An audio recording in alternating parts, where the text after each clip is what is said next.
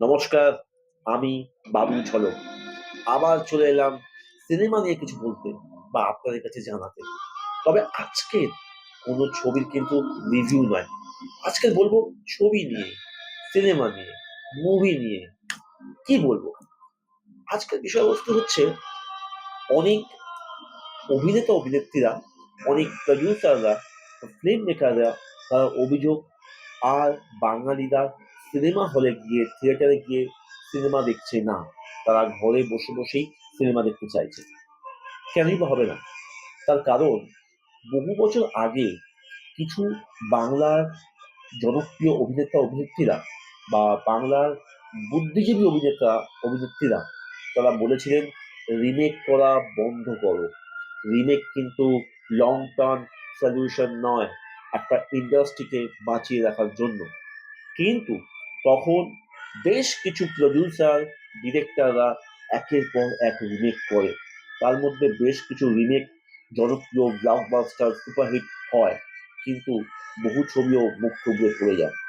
তারপর থেকে একটা মৌলিক ছবি করার প্রচেষ্টা হচ্ছে, কিন্তু বেশ কিছু ক্ষেত্রে সেই সব ছবিগুলো হিট করছে, সুপারহিট হচ্ছে, কিন্তু ম্যাক্সিমাম ক্ষেত্রে মুখ থুবড়ে পড়ছে। তার কারণ আমরা যেখানে সাউথের বা ওটিটি প্ল্যাটফর্মের যে সাসপেন্স, যে একটা আলাদা এক্সাইটমেন্ট থাকে ছবির মধ্যে দেখে অভ্যস্ত, সেটা কিন্তু ডেলি স্ক্রিনে মানে যেসব ছবিগুলো রিলিজ করছে আমাদের সিঙ্গেল স্ক্রিন বা মাল্টিপ্লেক্সে থিয়েটার হলে গিয়ে দেখতে হয়, সেই রকম মাত্রার কিন্তু ছবি আমরা পাচ্ছি না। যার ফলে সত্যি দর্শকরা কিন্তু একের পর এক, দিনের পর দিন তারা কিন্তু নিরাশ হচ্ছে, এবং এর জন্য ওটিটি প্ল্যাটফর্মও অনেক অনেক বেশি দায়ী। কিন্তু হ্যাঁ, সাউথেও কি ছবি একই রকম ভাবে প্রবলেম ক্রিয়েট করে?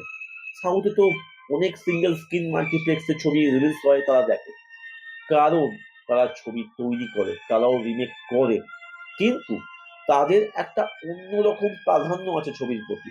ছবির প্রতি তাদের একটা অন্যরকম আবেগ আছে, যেটা বাঙালিদের বা অন্য অন্য ইন্ডাস্ট্রিতে হয়তো এখনো পর্যন্ত হয়ে ওঠেনি। তাই নর্থ সেক্টর, বলিউডের এইসব ছবিগুলো কিন্তু বা এইসব ডিরেক্টররা, অভিনেতা অভিনেত্রীরা তারাও কিন্তু সাউথের দিকে অনেক বেশি ঝুঁকছে। যার ফলে শুধুমাত্র সাউথ বাদ দিয়ে অনেক অনেক ইন্ডাস্ট্রি কিন্তু এইরকম করে বন্ধ হয়ে যাচ্ছে। আর বাংলা ইন্ডাস্ট্রি সেটা তো একটা ছোট ইন্ডাস্ট্রি। সেই ইন্ডাস্ট্রি যদি একের পর এক সিনেমা হল বন্ধ হয়ে যায়, একের পর এক সিঙ্গেল স্ক্রিন বন্ধ হয়ে যায়, তাহলে কোথায় যাবে মানুষ? আরো একটা প্রধান কারণ আছে।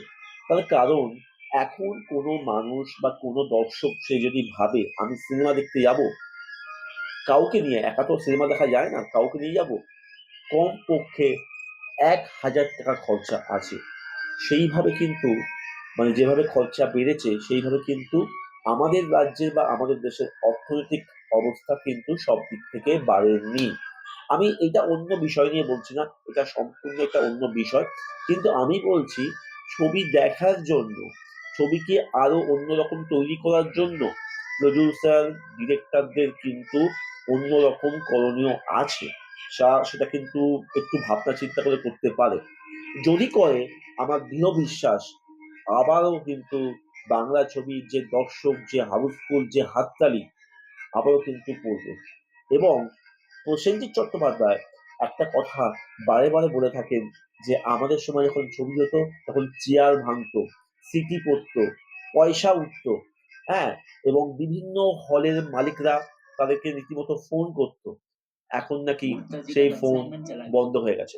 এখন সম্ভবত আহ, সেই রকম ভাবে ছবি হয় না বলেই সেই ফোন আসাগুলো বন্ধ হয়ে গেছে, সেই সিনেমা হলগুলো বন্ধ হয়ে গেছে, কারণ এখন অনেক বেশি কর্পোরেটের সময় চলে এসেছে।